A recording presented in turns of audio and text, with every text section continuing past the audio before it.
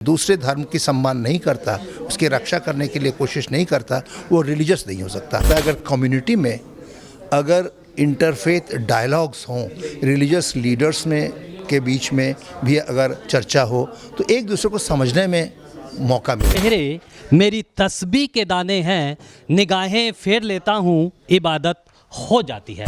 चलिए, हमारे साथ अमिताभ कुंडू जी हैं जो कि प्रोफेसर हैं JNU में।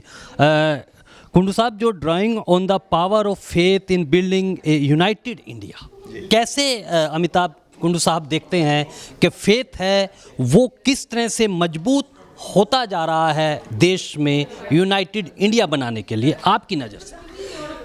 ये कहना कि फेथ मजबूत होता जा रहा है, ये द्वंद्वात्मक है। इसमें कुछ तर्क ये भी दिए जा सकते हैं कि उसमें कमी रह गई है, और मुझे ऐसा लगता है कि जो रिलीजियस लीडर्स जो हैं और जो पॉलिटिकल लीडर्स हैं, उन दोनों में बातचीत होनी चाहिए कि किस तरह से हम फेथ को, जिसका कैरियर वैल्यूज़ नॉर्म्स को, जिसका कैरियर रिलीजन है, रिलीजन के द्वारा इसको बहुत लोगों तक पहुंचाया जा सकता है, उस रिलीजन को हम कैसे इस्तेमाल करें कि वाकई यूनाइटेड इंडिया का सपना जो है, जो हमारे सारे विजनरीज जो हैं इंडिया के, इंक्लूडिंग द प्रेजेंट गवर्नमेंट, वो सोचती है सबका विकास सबका साथ, उसको सक्रिय बनाने के लिए, उसको इम्प्लीमेंट करने के लिए हमें क्या करना चाहिए। क्योंकि कुछ डिस्टर्बिंग तत्व तो नज़र आ रहे हैं ना, तो इसमें कोशिश हमारी होनी चाहिए।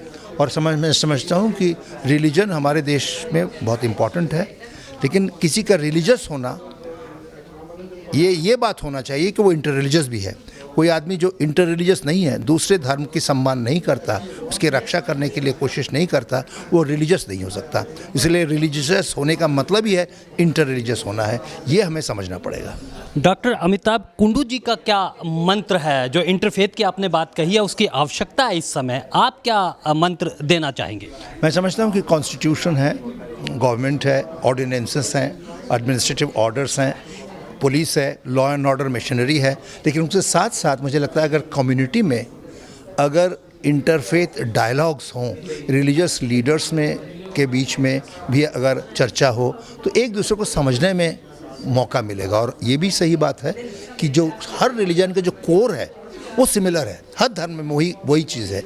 उसके आधार पर अगर हम एक ऐसे समाज की निर्माण करें जिसमें सारे धर्म के लोग एक साथ बैठकर चर्चा कर सकते हैं, तो मुझे लगता है कि कानूनी व्यवस्था को मदद मिलेगी। इसीलिए मैं समझता हूँ कि सिर्फ कॉन्स्टिट्यूशन और लॉ एंड ऑर्डर और गवर्नमेंट और पुलिस से ही देश में जो है ये नहीं आ सकता, ऑर्डर नहीं आ सकता।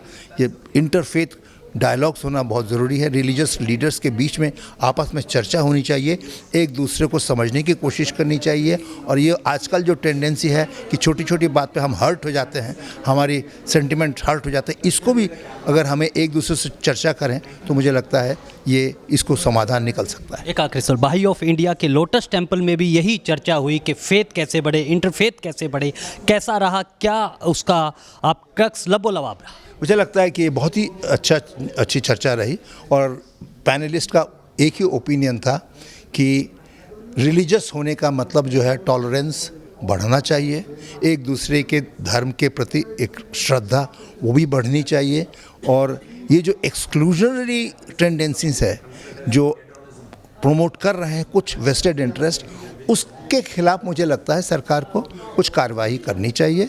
और इंक्लूसिव रिलीजन का मतलब इंक्लूसिविटी होना चाहिए कि सबको एक साथ हम मिला के देश को तरक्की करें, और जो विज़न है सबका विश्वास सबका साथ, तो इसके लिए बहुत ज़रूरी है कि हम ये जो डिसएग्रीमेंट्स जो आ रहे हैं, जिसमें वायलेंस भी मैनिफेस्ट हो रहा है, उसको हमें एड्रेस करना पड़ेगा। बहुत बहुत शुक्रिया। तो लोटस टेम्पल से जो एक आवाज़ निकली है, जो एक संकल्प निकला है, वो दूर तक जाएगा और भाईचारा बढ़ेगा, प्रेम बढ़ेगा। और इसी मंगल कामना के साथ हम छोड़ देते हैं आपको, और आप बने रहें ब्रॉडकास्ट।